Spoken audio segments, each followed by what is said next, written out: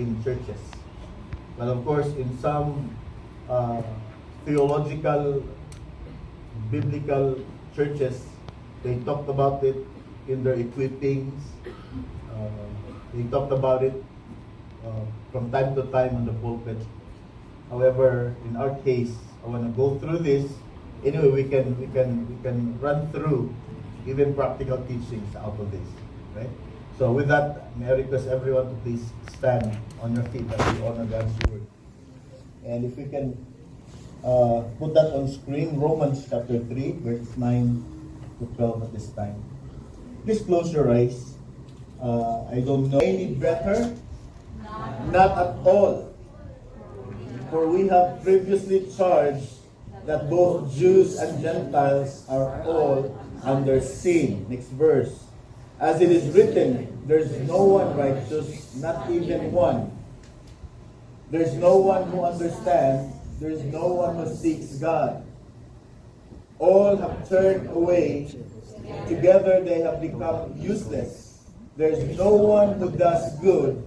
There is not even one. Right? So, in this passage of scripture, this will be the introduction. And I trust that the Holy Spirit will shed light as we go through this text. Lord, anoint your word in Jesus' name. Amen. You may now be seated. Hallelujah. Praise the Lord. So, by the way, who among you remembers the last topic we had? We talked about, come on, we have a prize. We have a special prize for you. Huh? Okay, so, this morning we shall begin a series on the core studies that makes up what we call the Reformed theology. You know? It's a Reformed theology wherein it ignited because of the wrong teachings of the dominant religion, in the olden times. I'm referring to the RC. And praise the Lord, because of the group of Martin Luther and the rest, they were able to come up with a reformed theology, because the theology that was dominant at that time was an erroneous theology. It is a wrong theology of God. It is a wrong theology of worship. It is a wrong theology of service. And so, out of the understanding of Scripture, Martin Luther and other scholars and students of the Bible during that time formed themselves, and they were tagged and known as the Reformers. And they have a so-called Reformed theology. An event took place in history just a couple of years before the Pilgrims arrived in, I think in New England.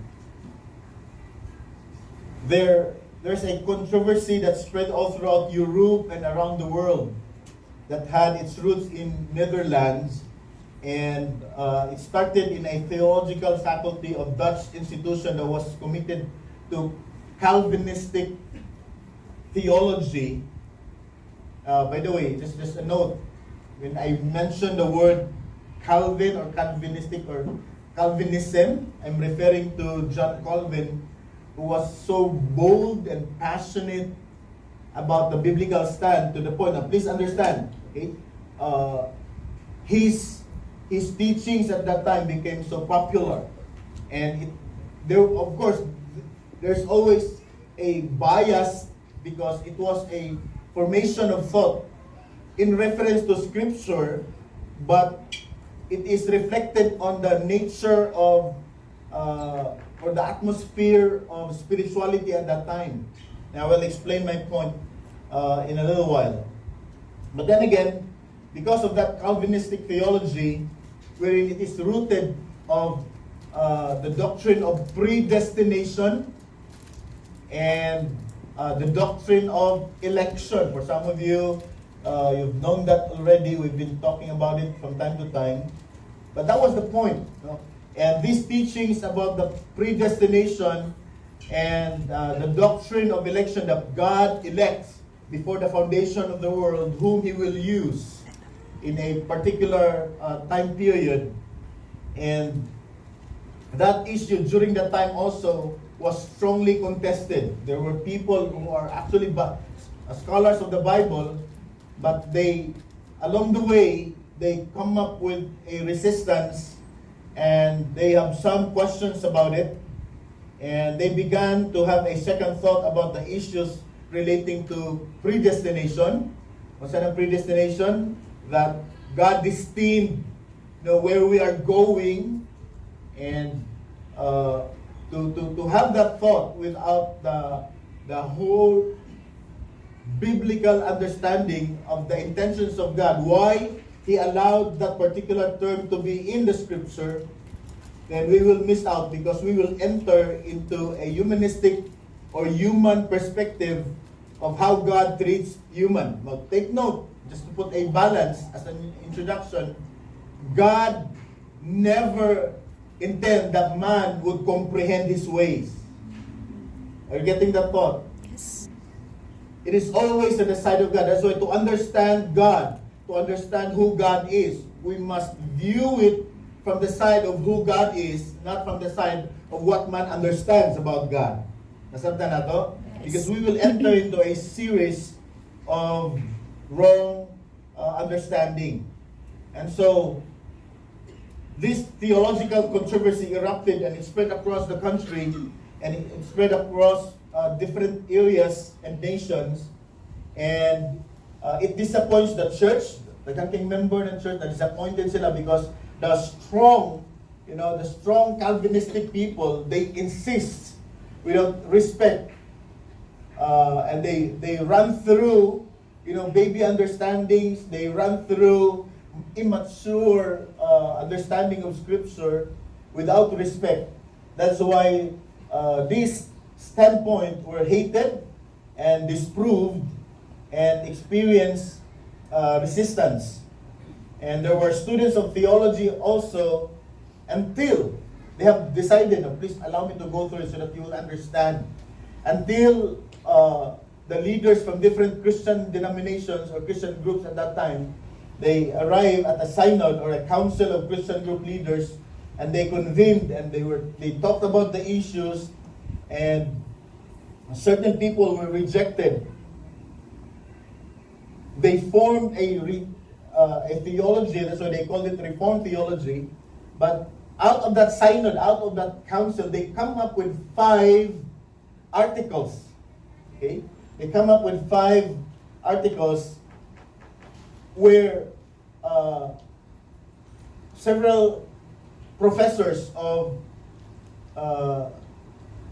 seminary during that time resist, and they argued about it.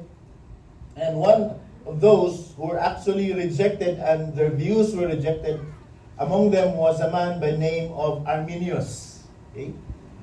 So, and that's where the term Arminian theology. Yeah. So to put a balance, what is Calvinism and what is Arminian theology? Calvinism is a strong teachings that God chose people whom to save, right? And Arminian, that's the point of Arminius, that he cannot comprehend why would God elect somebody to be saved. And out of that understanding, it results into an unfair perspective. So that's their stand. And the stand of Arminius, that's why they formed, after they were rejected, because the Calvinist group, they formed and named themselves actually Reformed theology, but later on, they were called, the five points of Calvinism. They were known because to name themselves as Reformed theology, Reformed theology, by the way, carries a lot of elements of ecclesiastical, understanding. So therefore, now please take note, Calvin and other scholars at that time, they were not infallible people. They are subject to learning at that time, and they still need to learn so much.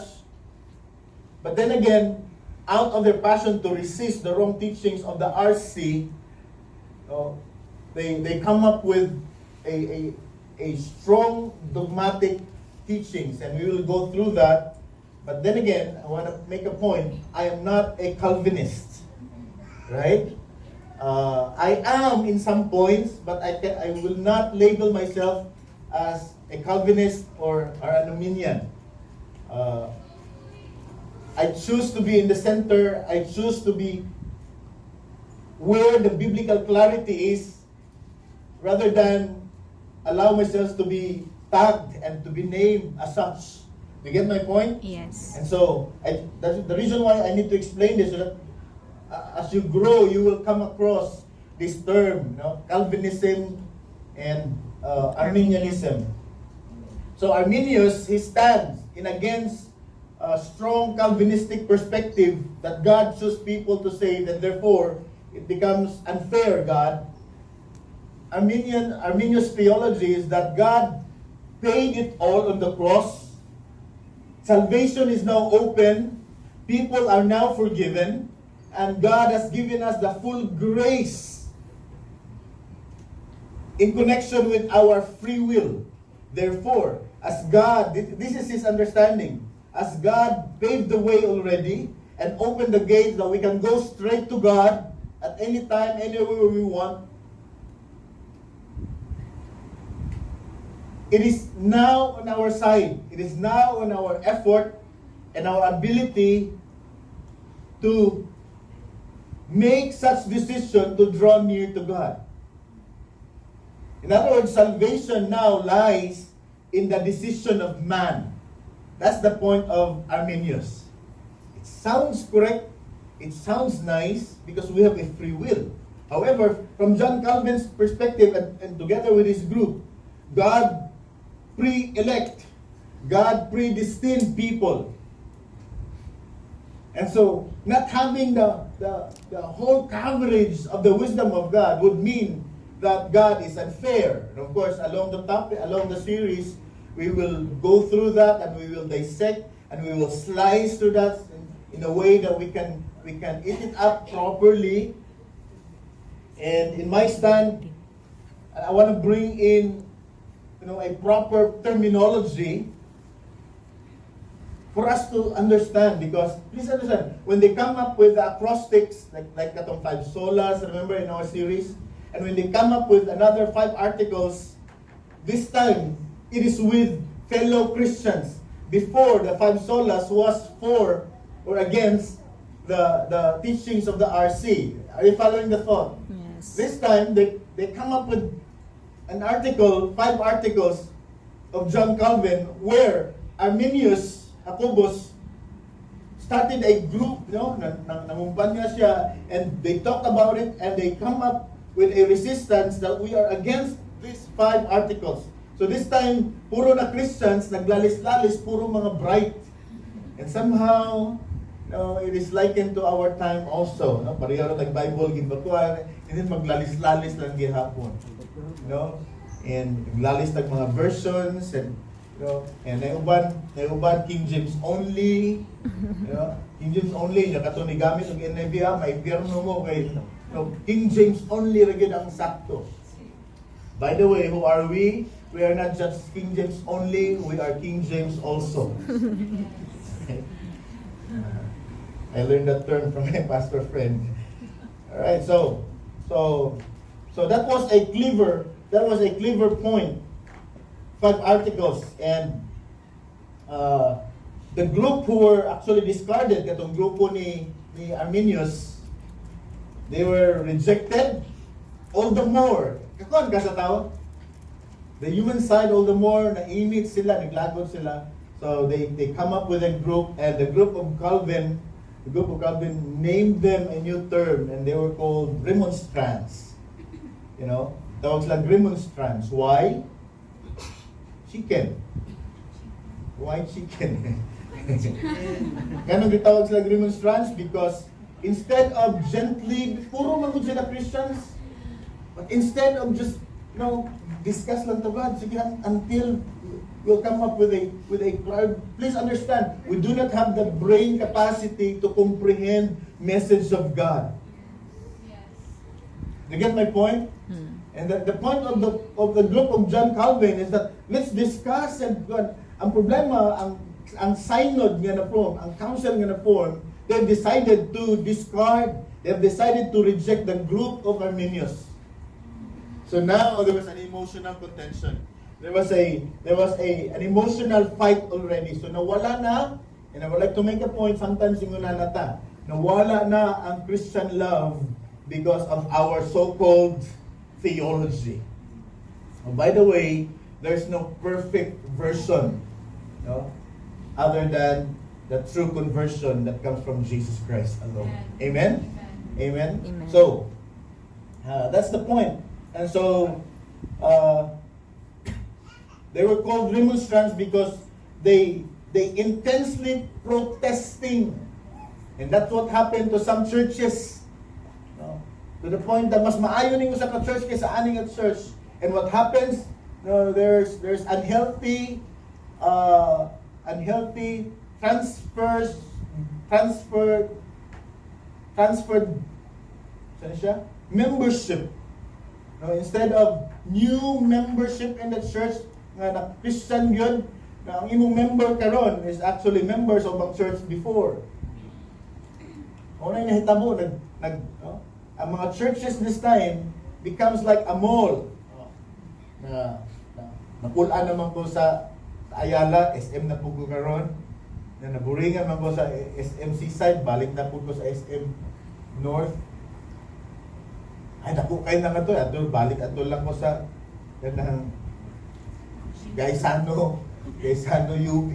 Iniinglanan na ng church instead of standing on correct biblical balance or view. Get the point? And so they were basically the 5 doctrinal points that were the core of the controversy, and what has happened as a result of this debate, 5 theological issues became known in subsequent generations as the 5 points of Calvinism. So again, as I said, I do not belong to the Calvinist group. I just say that I agree with some of their points, but I disagree also in some of their terminology. Ilang gigamit. Apa na to? I agree sa reason and background. That's why for every point there's always a bias. And so naay bias during the time of Calvin because he was so passionate against a wrong theology. That's why they come up with those 5 points, which I will name in a little while. So these are the 5 controversial, contested points of Reformed theology, but it was called Calvinism, or articles of Calvinism. So na-erase tong point that it is a Reformed theology teachings, because Reformed theology carries a large area of truth. So it is segregated only to the group of Calvin. And so they're the ones being distinctive in a particular confession. So ilaha to. That's why knowing that John Calvin is just a man, a person, he is not perfect. Are you following? Yes. And I base that the same point unto me. Don't look at me and trust me as nga di ko pwede masayo. At tanan akong gitudlo diri will always be correct. No, you have to trust the Holy Spirit. You have the freedom to check on me, research on my points, research on the verses and the interpretation that I place on. Because I am not the source. You get the point? I just know my calling, and I'm so careful, even to the point that I struggle because the verses that I am studying are actually strong verses that hits me as well. So that's why just because John Calvin siya, di siya pwede masayo. Just because bishop siya, di siya pwede masayo. Just because titled pastor siya, di siya pwede masayo. There's no one infallible. Are you following the thought? Yes. Right? That's why I will display some points wherein why I disagree and why I immerse myself in what I believe. And so in these terms of John Calvin, there are some points that I will return. If there's such a word as return, or rephrase. So in this series, we are going to spend maybe 5 or 6 Sundays on this, looking at the 5 points of Calvinism, and they're now spelled as tulip. Okay, tulip. Say tulip. Tulip. Okay, T-U-L-I-P. Tulip.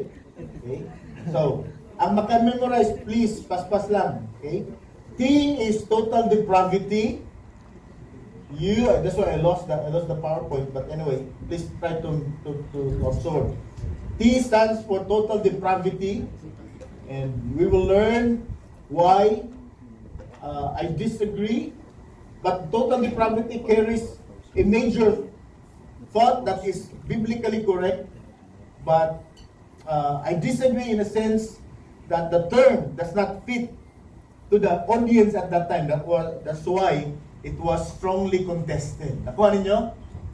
Sakto siya biblically, but the term was offensive at that time because RC wrong theology was so dominant. So it affects so many emotions. And I will dissect my point in a little while. So total depravity, U stands for unconditional election. We'll talk about it. Kung ang pagpili ni God unconditional ba yun, wala ba yun siya condition, pilion ti ka, but naay condition. We'll talk about it also. L for tulip stands for limited atonement. Okay, atonement means, atonement means to cover. Okay? The death of Jesus Christ covers our sin. Old Testament picture, it was represented by a lamb. And the lamb's efficacy was to cover the sins of man for 1 year. That's why they have to offer year after year for the atonement of their sins. That's why even Israel, the Jews, even the Orthodox Jews during this time, they still do that. They have the Day of Atonement, the Yom Kippur celebration. But is the covering of God limited only to those whom He choose? So nang i-discuss. Para walay imong hambugiro ba, wow, special ko kagipili ko sa Ginoo. Because the truth is, God elect. God has chosen people. I in tulip stands for irresistible grace. Okay? Irresistible grace. Kung saan lang irresistible? Irresistible means dili gyud mapugnan, no? Irresistible grace, we'll talk about that. Is the grace of God really irresistible? Because in the practical picture, please follow this picture. In the practical picture, there's so many wills of God, there's so many commands of God that we resist and we disobey. Are you following? And all of us are guilty. All of us are guilty. We have violated, we have crossed the borderline, we sinned a lot. So if grace really is irresistible, and His grace abounds all the more, the Bible says when sin abounds, grace abounds all the more. And so if grace is really irresistible, then why we keep on sinning? So we'll talk about it also. And last is the perseverance of the saints, sa P. Okay, ang lahutay. So, kinsa man gyud ang nilahutay? Is it our own effort? And this teaching of perseverance of the saints, by the way, saints means people who believe in God. Living saints, right? So we don't teach dead saints.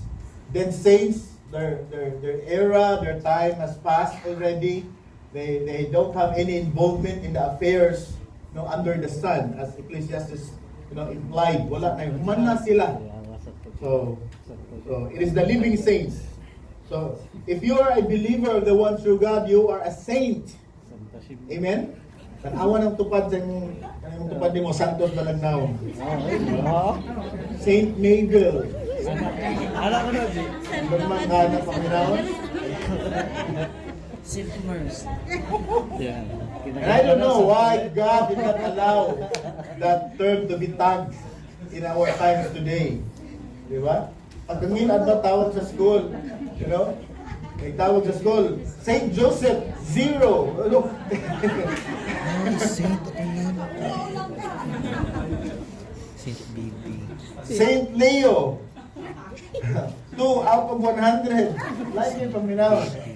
But anyway, the truth is, saint means people who believe in God. So, do you agree that you are a saint? Yes. Do you agree that you are a saint? Yes. Yes. Okay. But keep that within you. That's the truth. So, going through these 5 acrostics, know also that I have one or more objections of these subheadings. Ako yung mga objections, that's why I want to present this to you. And let's agree, if you will agree with me also, because I'm just, I will return. Because I will not say it's wrong, because it carries some truth within it. But in the context of our time, and in the context of the time of John Calvin before, is different. And when he termed the word, it was on the bias of the audience of his time. But we need to understand also that is true in our time. And I feel there's a need to clarify some things. So, some are misleading, and some points need to be clarified. Remember, we learn in part, we grow in part. You get the point? When you are 100% become born again or a child of God, insured in heaven, 100% secured in Christ Jesus. But did you learn verses right away? Wala pa. But the relationship is perfect, right? In Christ Jesus, insured ka just as where you get your family name. 100% you belong to that family. But in knowledge and obedience, not yet. So that's the same thing with spirituality. So in my own theological search, I may use another term to fit in the biblical balance of the message of salvation. Okay? Now, by the way, the message of salvation, of God's salvation, is not meant to confuse listener. Let me repeat that one more time. The message of God's salvation is not meant to confuse the listener, but to confirm the salvation of the believers. Para naatay kapit why we serve. No? Remember the doctrine? Christ's love compels us. So if you are here because of you are compelled by pastoral authority, you are compelled by any other influence in your life, you need to be purified. You need to be sanctified. So that at one day you come to church gathering like this, a congregational gathering of worship unto the Lord, with the purest reason, I am here, I am compelled, because I understand the greatest love of all applied to me. No any reason at all. That's why, yung na Sunday, na mahitabo magani nga ikaw na lang ug ako, di ka maapektuhan sa numbers behind you or beside you. Yes. Because what matters is the God within you when you talk about God. Because the Bible says, whenever God is discussed, kung asa siya gi-mention, asa siya gi-praise, asa siya gi-daig, His presence, His spirit movement is there.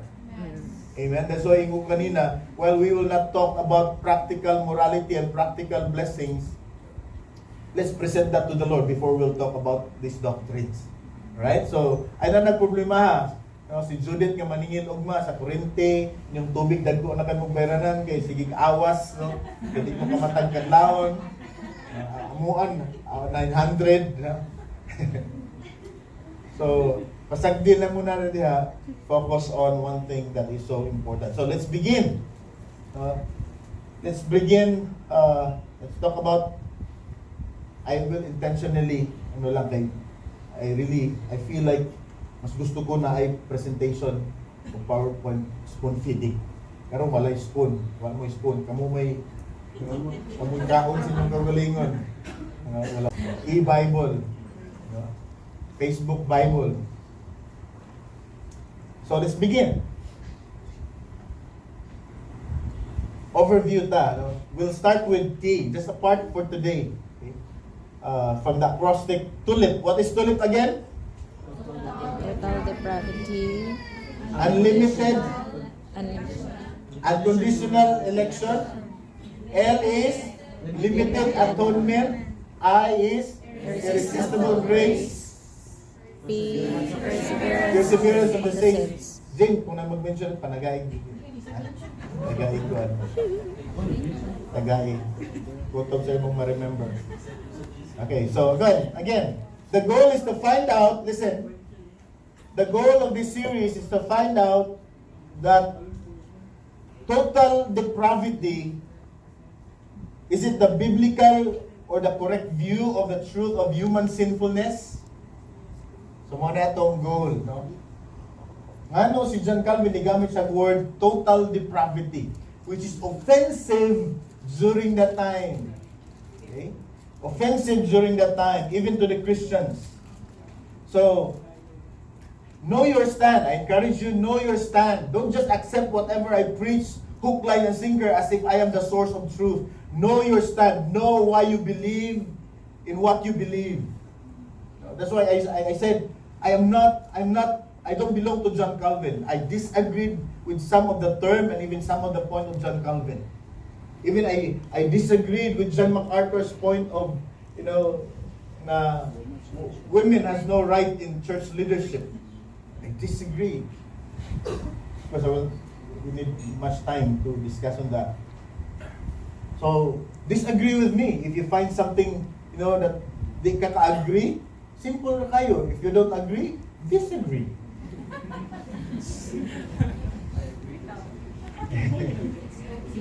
So, the doctrine of total depravity reflects the Reformed view of the, listen, because John Calvin was focusing on the original sin. The original sin. He was studying the original sin, and he came up with the term, total depravity. Now, original sin, often misunderstood and referred to as the first sin of Adam and Eve. So the group of Arminius referred to original sin as the first sin of Adam and Eve. They call that original sin. Well, just like the argument of 0 and 1. Which is the first, 0 or 1? And some say 0, and some say 0 is the first in numerical value 0. Then 0 is nothing. Therefore, he cannot be the first.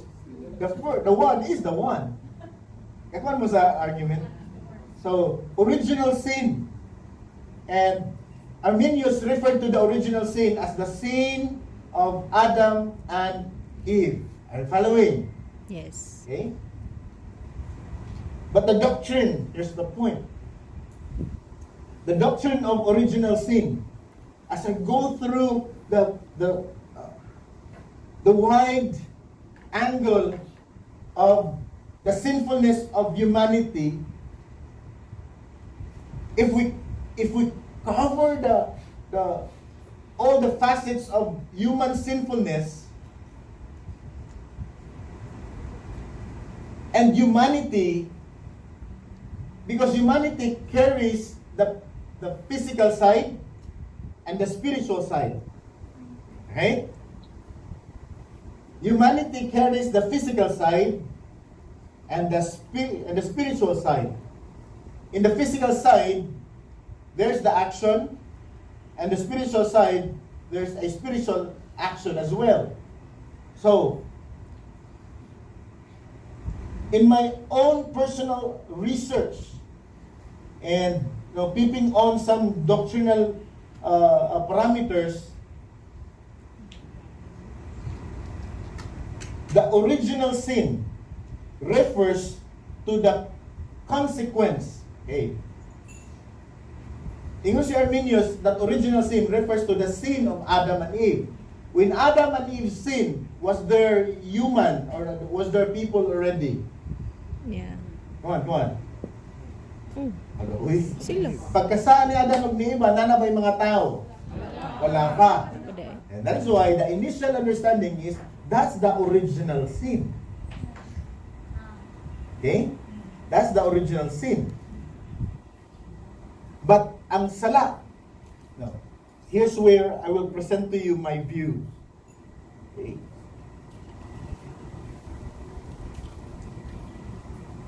Original sin, the doctrine of original sin refers to the effect or consequence of the original sin. Okay? The doctrine of total depravity refers to the effect, not the ikaw mo, the sin of Adam and Eve, it was their sin.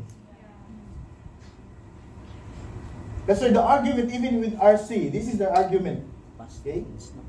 Nganong kita may mag-suffer sa sala ni Adam at ni Eva? Diba? And that's logical. That's why Arminius, Jacobus use philosophy and logic in his stand. While the Calvinistic view has dissected total depravity, it was just extreme. Para lang na po ha, it was just extreme. But the truth is, we belong to a depraved generation. From the very beginning, man is sinful. Is that okay? Klaro na ba tayo na? Yeah. But using the term at that time was offensive. Because here's the point. When you say total depravity, that means even your physical or even your physical acts should be sinful. And your spiritual acts should be sinful. That's the picture of total depravity. That's where they get the understanding. That's why they resist. No, dili siya total. Because the fact, in the practical sense, there are people not even going to church, not even recognizing Jesus Christ, but in practical morality, in practical goodness, mas buutan pa sila tan-aw kaysa katong nagsigig simba. So how can you say total depravity? So that why it was contested and disagreed. But I felt guided and led to bring in some terminology so that we will bring in a balanced, practical view of the term. Okay? So, nakuha na to. The doctrine of total depravity refers not to the sin of Adam and Eve, but to the effect of the sin of Adam and Eve. Ano to? Because they died already. And we still keep on sinning. Even saying, I have Christ in me.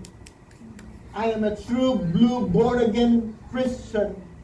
2 Corinthians 5:17, as they say, therefore if anyone is in Christ, he is a new creation. The old face has gone. The old has gone, the new has come. Bang! They entered into a series of wrong execution of that because they thought that the new has come. Wala na gyud kay sala sa practical side. Okay. Yeah. So here's my stand on this issue. There's a serious outcome as a result of the original sin. And that's, I want to reflect on the total depravity. It does not refer to the sin of Adam and Eve. It refers to the effect of that sin. That's why we belong. You know, we belong. That's why wag kang magmalinis. Pareho lang tayo. Nagdiferensya lang tagnawong. Para tama kasasala. So the first sin, listen. So which is the first sin? The original, which they say, Arminius refers to the sin of Adam and Eve, or the total depravity of man, which refers to the effect of the original sin. Kuha niyo diferensya? Because of the original sin, humanity became sinners.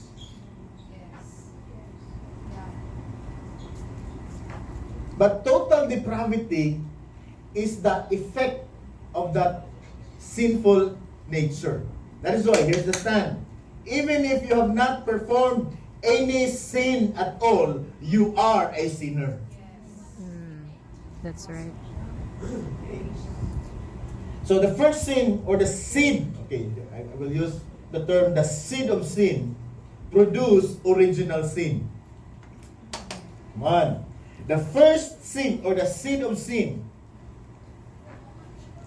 which is the sin of Adam and Eve, the seed of sin, produce original sin. And so, kanang imong sa anahimo, it is original because it came from the seed. When you Xerox, no, yung sa Xerox, when you Xerox your inig-Xerox nimo, unsay tawag sa imong gipakapi? Original copy. Diba, when you Xerox the seed document, and in legal term the mother document, when you Xerox that, ang tawag sa Xerox is original copy. And so your sin is the original sin, copy of the seed of sin. But not to name as, you know, total depravity, because in the practical sense we have performed good works as well. Nakuha ninyo ang punto? That's why the doctrine of total depravity, based on the intentions of the group of John Calvin, because it was marred along the way, nahugawan na of the different interpretations sa tao. But actually, because they learn in part, kulang ang ilang explanation, walang media pa mag-reprint sa ilang mga copy, no, nagkulang sila sa explanation o pasabot, to the point na pag-explain nga to kulang, tungkol kay kulang, pag-explain na po sa uban, kulang, hantun nagkulang-kulang, hantun mga tao, makulang-kulang. So we need to bring in the proper biblical view of what total depravity means. Are you following? And so, as a result of that original sin of Adam and Eve, okay? So kinsa original? Okay. So which comes first, 0 or 1? Anong nauna? Itlog o manok? So, you know, it ends up in a lot of debate, right? If you cancel the numerical value of 0, then 1 should be the first. But there's no 1 without 0. I don't know. So, as a result of the original sin of Adam and Eve, the entire human race fell. And so, listen, their acts of sin is now the fruit of the original sin. So, the understanding of total depravity must be absorbed as well, rather than saying na total depravity, na tanang tao, puro na lang sala yan ibuhat. That's why the group, especially the RC group and other evangelical groups, that time, they disagreed in total because they performed, they helped. And so here comes in a misguided, attacks, with the intention to bring in truth and love of God to the people. Strike kanimo ang tao dito nga ikaw makasasala ka gikan sa kayo nga. Here comes, mas daghan pa siya nahimo nimo. Mas daghan pa siya nahimo nimo nga ikaw puro ra ka bakbak, puro ra ka istorya. So there's the argument. That is why it is my responsibility to bring in clarity of this doctrinal stand. Because now, by the way, the tulip is already, when I say already, it is official articles of declaration from the Synod of Dort. In other words, it is official. Since it is official, it is shared with authority. Kaya official stand man siya. While that is an official term gigamit nila, I need to be very, very careful in sharing total depravity to somebody. I need to explain what total depravity really from the full biblical picture. Nakuha na to? I'm almost there in my point. So, the entire human race fell, so there is no better place for you and me other than the perfect presence of God. Yes. Amen? Amen. There's no better place for you and for me and the entire human race. There are people dying.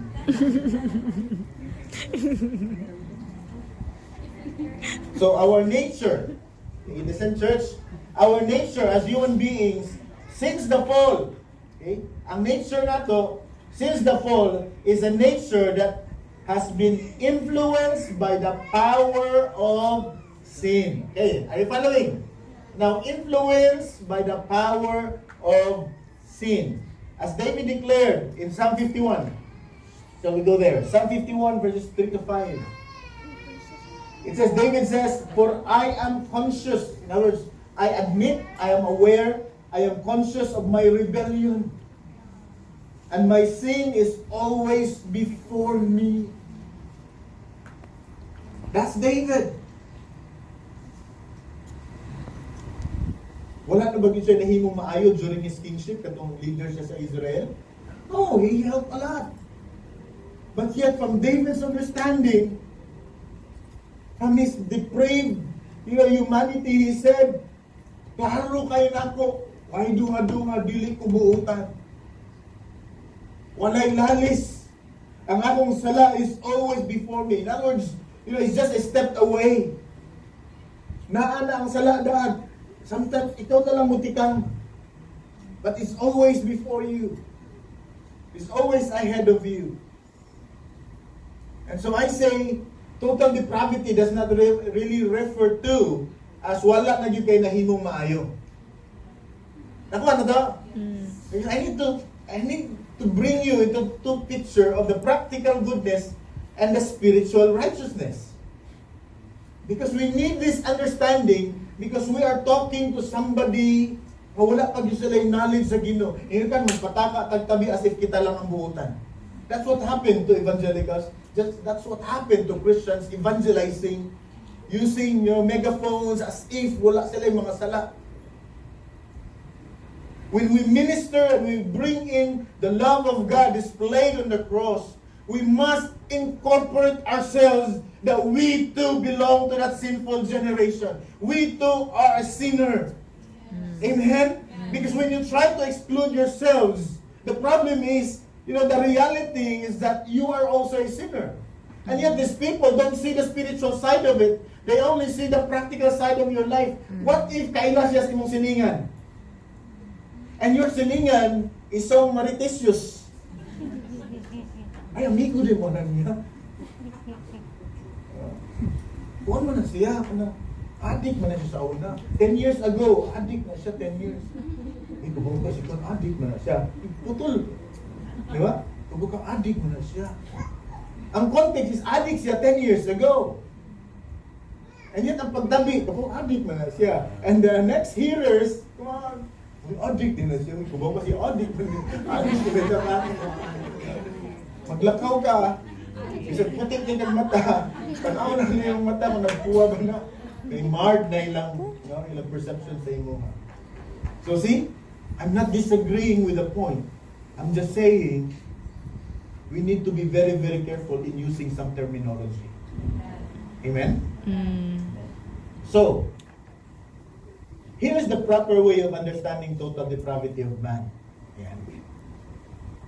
Because when you say total depravity, murag atong ipasangin lang nga wala na gyud siya nahimong maayo. And then when you bring that teaching to somebody who does not experience the spiritual righteousness of God yet, when you bring that understanding, you will lose, the ears of that person. He will shut it off. Hindi na siya maminaw nimo. Gets your church? So I'm not about Calvin, I'm not about Arminius. I'm just saying what really matters when it comes to the reality that we need to share the actual reality of God's goodness. Yes. All my life, God has been faithful. Amen? That's why we sang a while ago. For us to understand that it is not us who is good. There's nothing good in us, as David says. So depravity means corrupt. Okay, here, come on. Go to your Auntie Miriam. No? Check nga to. No? Check ni Mariah Miriam. Okay, the word depraved or depravity means corrupt act or practice. So ikaw, sinful man ka by nature, but have you done anything good in the practical side? Di ba? Come on. Naba ka nahimo ng any practical goodness to people? Yes. Ang unbeliever ba, katong wala pa kaila sa salvation, wala pa kadung sa kamaturan, have they done anything good as well in the practical sense? The sad thing is that even more than what you did, mas daghan pa sila nahimo kay nimo. That's the word depravity. When you say total refers to the outcome. So total depravity, that means the outcome of your life is always bad. But was it always all bad? Come on. Is your all bad? No. Not at all. Right? It's just that even your personal goodness cannot merit salvation when it comes to our destination. Yeah. Amen? Di lang siya magamit para makasud ka sa langit. But it is necessary for other people to see, because we need to reflect that the source of that righteous act is God Himself. Amen. Nakuha na to? Yes. So total depravity does not mean utter or complete depravity, which is more understanding during that time. When they say, you are a total depraved person, ano sila, bago pa galing ko nakatabang sa akong silingan. So it becomes offensive. And so they disagree. Instead of clarifying. And so when I say total depravity, I am referring to, here's my point, because it does not mean utter or complete depravity, because not all man's acts or practice are corrupt. So total depravity is my point. Total depravity is so serious that it affects the whole person and is now contaminated with sin in and out. Okay? It affects our total being, mind, emotions, and the will. Listen, here's the question. How far have we fallen? Unsa man gyud kalaw ang atong sipyat, ang atong sala, or the degree of human corruption. So total depravity means, I want you to get this, I'm bringing on now my term in understanding. Total depravity means radical corruption. When you say radical corruption, even if you're doing it right on the external, but because it comes from a sinful nature, it is sinful in the sight of God. Nakuha na to? In the sight of man, that's good. But in the sight of God, any good works that does not come from Him is not good.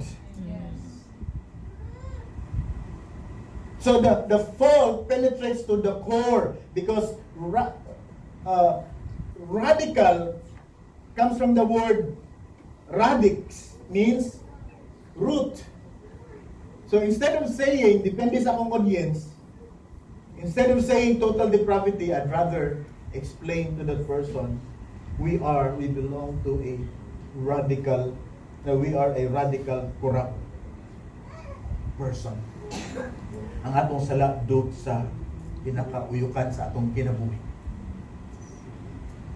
From the Latin word core means center. Okay? The word core means center. The idea is that our sin is something that comes from the center of our being. How do you know that a mango tree is a mango tree? What if there is no fruit? Is it still a mango tree? Yes. Diba? The problem with man is they look at the fruit.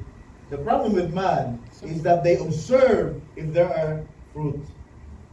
The problem with man is that when they see bad fruit, they say you are bad. Even though it was just a season of that tree to bear bad fruit. But though he bear a bad fruit, it doesn't mean he's a bad tree. Because in Christ Jesus, God is working out. Diba? For it is God who works in you to will and to act. So the point is, do not judge. Right? Do not judge. Let's leave that to God. So the term radical or total, ayun. So dito na ako na pamalandungan, instead of saying total depravity, which is a negative connotation of people, as if wala na lang sila na himong maayo kay total corrupt man, I'd rather explain to that person. Radical corruption. In other words, corrupta from the inmost part of our being.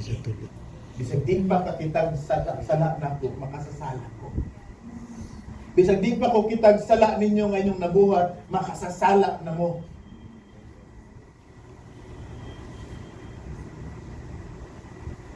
So our sin is not just something tangible or tangential or something on the surface or sin just lying on the surface. That's not the picture of the sinfulness of humanity. Our sin is not just on the surface and people see that makasasala na siya. That's why it is so necessary that Christ enters. It is so necessary that the Holy Spirit must enter into the inmost part of your being because He is the righteousness of God. And so when there is righteousness within you, what will happen? Ang external peripheral part of your being would one day be eliminated. Why? Because when the seed is perfect, righteous, one day you'll become righteous. Amen? That's why we grow in part, we learn in part. But if the original sin is still there, that's why 2 Corinthians 5:17 says, therefore, if anyone is in Christ, he is a new creation. The word all there does not mean external, bad characters. The all there, as I keep on saying, and I'll say it once again, the word all there means in the Greek as original. The old nature. Therefore, the old has gone, the new has come. The word all there refers to the original. Praise the Lord. When the new original came in, Jesus Christ is the original righteousness of God. We are not the righteous one. Even if you have performed righteousness on the external part, you are not the original. Therefore, you cannot be credited as authority. Amen? Even if you have the original copy of that document, the legal process would still require you to present the original document. Because what you have is the original copy. And our righteousness is just a copy of the original righteousness of God. Hallelujah! We are not righteous, only God is righteous. And so I will end with this, some thoughts. Okay? Our total sinfulness is something that permeates to the core. Do you accept that truth now? You being a sinner is in the inmost part of your being. Kasi hindi ka pwede magmalaki just because nakahelp ka ng tao, buutan na ka. No. Even if you perform good works in the sight of man, if there is still the sin of sin or the original nature of sin, you are still sinners in the sight of God. It's either zero or perfect. It's either zero or perfect. And if your status is zero, when you multiply that with 1,000, 10,000 righteousness, it is still zero. But if your status is the righteousness of God, even if you cannot produce good works, one day you will produce. Because when you multiply the righteousness of God, when it comes outside, it is the righteousness of God. When you help, it is God. When you bless, it is God. Amen. When you respect, it is God. When you pray to people, it is God. Everything is God. And so, my dear friends, in conclusion, our sin is not just something on the peripheral. It is something that traverses into the inmost part of our being. Amen? Wala to? Yes. That's total depravity. I hope you get my point. When we say total depravity, which I prefer to use radical corruption, but again, saying this, actually it's the same thing. When you say total depravity, even if there is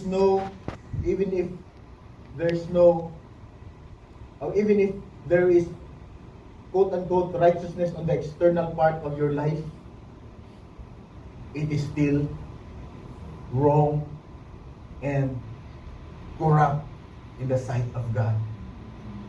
Amen ba? Nasabtan ninyo? So what's the effect now on our side? We cannot brag. We cannot claim. We cannot own as if ikaw nakabuhat og maayo. Shame on me and on you when we carry a title that I have done a good work.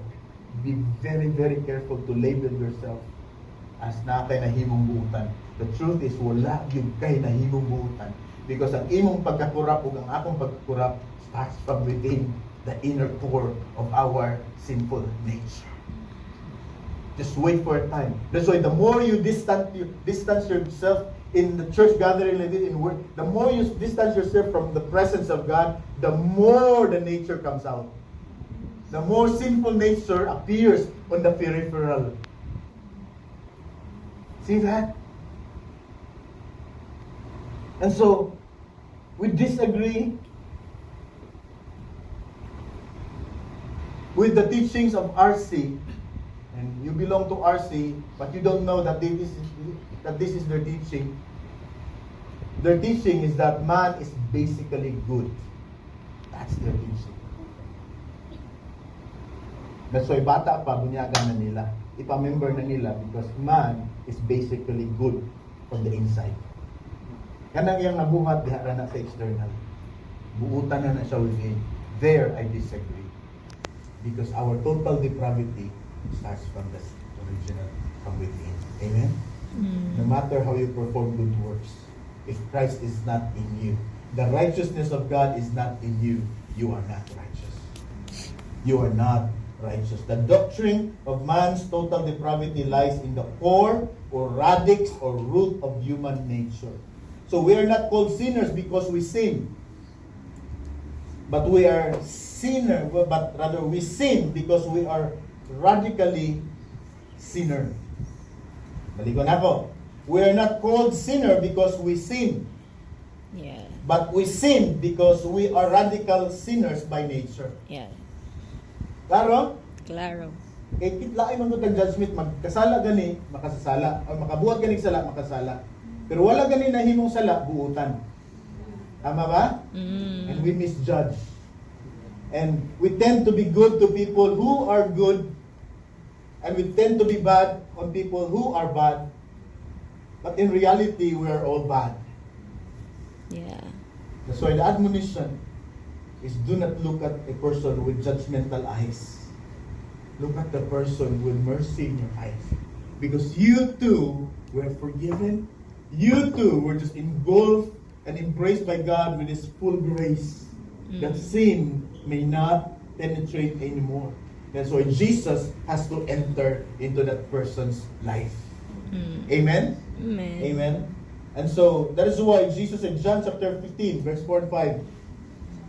John chapter 15, Jesus said, look at that, remain in me, and I remain in you.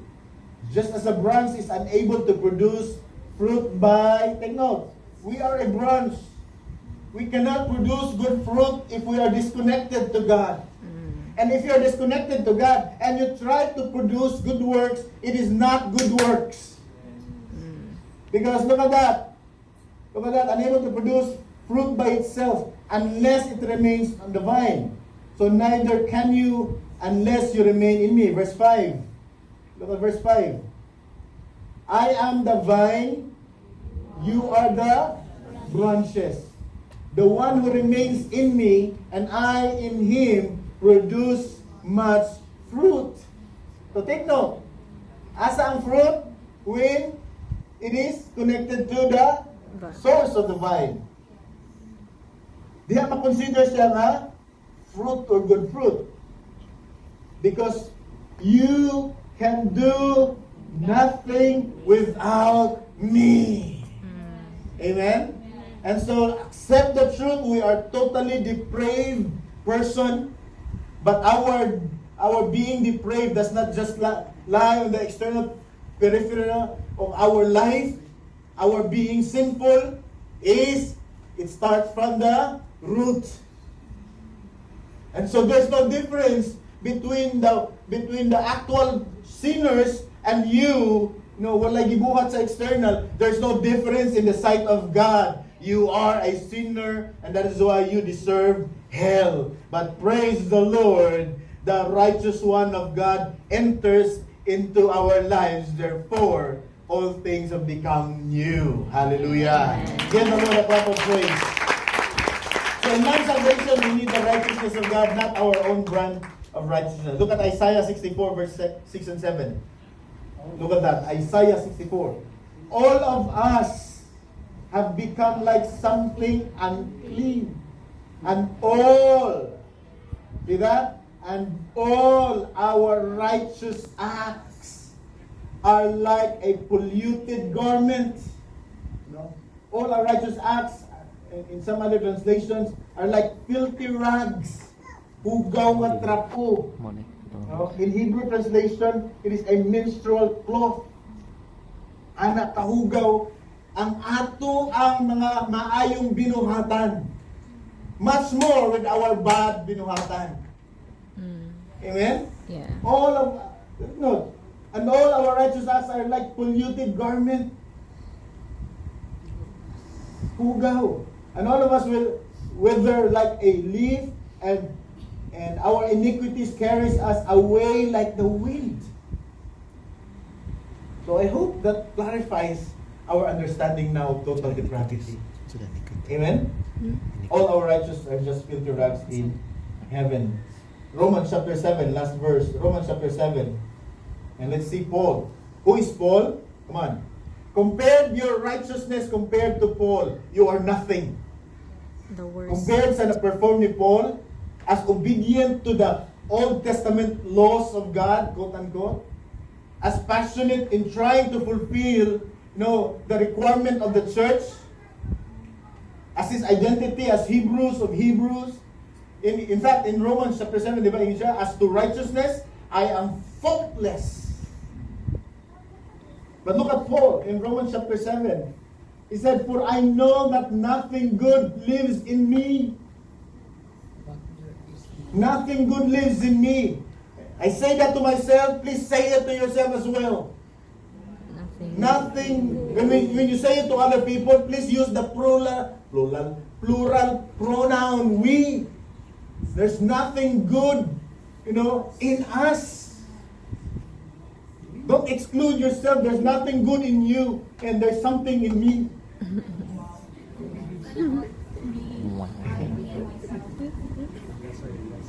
For I know, take note, I know that nothing good lives in me. That is my flesh. Now take note, a born-again believer carries two nature. By the way, truth is, wala pagitangtang ni God ang sinful nature na to. One day, He will eliminate that. That's why He will pick us out. One day, there will be a rapture and all of our sinful nature will be left behind. Dead. And we will be given a new glorified body. It will be eliminated. But for now, there will always be fight. As I always say, gusto kong bumait pero hindi ko magawa. Yeah, because there is the reality of your sinful nature. And the more you expose that sinful nature to the practical atmosphere of that sinful nature, you will love the sinful nature, you will hate the things of God. That's why di na kaganan mo simba. Mo na yung resulta. That's why when you see somebody nga wala na gana mo simba, please ayaw kawaya. Oh, grabe na ba kita magpadumog-dumog na, sige ka, may impyerno na yun ka. Ayaw na. In reality, masakitan ka. But in truth, maluoy ka. Because you receive the same grace na wala niya na-appreciate. Amen? Flesh. For the desire, ito sa flesh, the desire to do what is good is with me. Spirit. But there is no ability to do it. Amen. The spirit is willing, but the flesh is... The spirit is willing, the flesh is weak. Sorry. So in closing, I'll continue. Verse 19. For I do not do the good that I want to do. Sounds you. Amen? It sounds you. Are we here? Do you see yourself? Yes. I do. I do not do the good that I want to do, but I practice the evil that I don't want.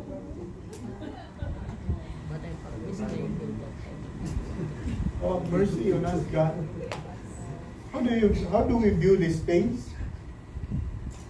When you read a passage like this, don't send it on Facebook and refers to somebody. It's you. Every scripture is about you and God. Mahilig mong mang-send ng scripture para sa uban.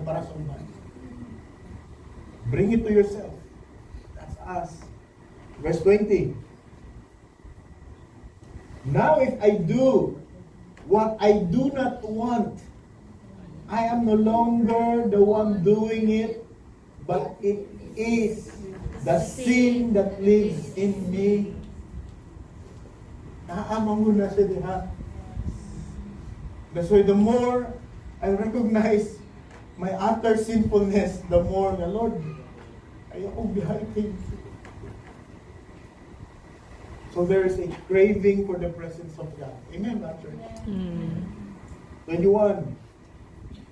So I discovered this principle, Paul said. And with that, I request everyone to please stand. I want you to stand to affirm and confirm if this is really you.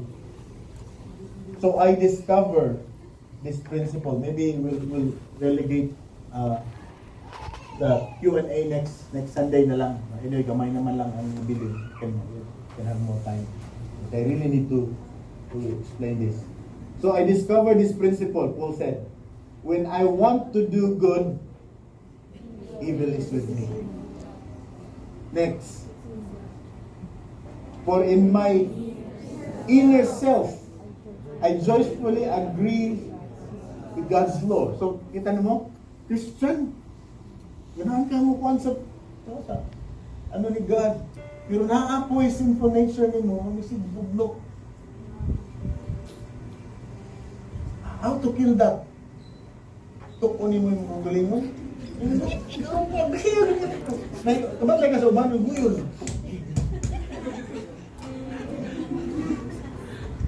Paul said, I beat my body every day. So don't do that literally, please. Ako na. Mamatayin mong lawas, mabuhay na ka. Verse 23, but I say a different law. Ayun, praise the Lord. But I see a different law in the parts of my body. waging war against the law of my mind, taking me prisoner to the law of sin in the parts of my body. Actually, when Paul wrote this, he was actually referring to his old nature, to his old Paul when he was still a priest. And he was narrating this while he was born again already. He was referring that because he was talking to somebody else already. He was encouraging them to identify himself with them. Kita niyo? Wala nagpabutan si Paul in sharing to others. He included himself. And he said, you know, I see another law. I see a different law in the parts of my body, waging war against the law of my mind and taking me prisoner of the law of sin and the parts of my body. Verse 24. What a rich man, come on, what a rich man I am. And he said, who will rescue me from this body of death? Church, that's why I disagree with Arminius that God has blessed us with the opportunity and with every, grace, and we need just to use our will to make things right. Use your will, na magbinutan ka. I disagree with Arminius. Because there is no way that we can make this life right before the sight of God other than Jesus Christ. Bisa kung sa mong buhaton kung wala kay Hesus Kristo sa imong kinabuhi, you are not right with God. Even if tanang attendance sa church imong buhaton, you are not right with God. What will make you right with God is to allow the righteousness of God to rest in your inmost being. Amen? If sin is radical, righteousness must be radical as well. Righteousness must come from the inside out. And that's why look at verse 25. As Paul said, who will rescue me? He recognized, I am utterly useless and wala na dito paglaom. But yet, look at verse 25. Hallelujah! I thank God to Jesus Christ our Lord. So then, my mind, I myself am a slave to the law of God, but with the flesh to the law of sin. I want to emphasize the first line. I thank God through Jesus Christ our Lord. Amen? Through Jesus Christ, to subject ourselves. So we are in the reality, we are still struggling. But as far as God is concerned, He will be victorious in our lives. Amen? Close your eyes.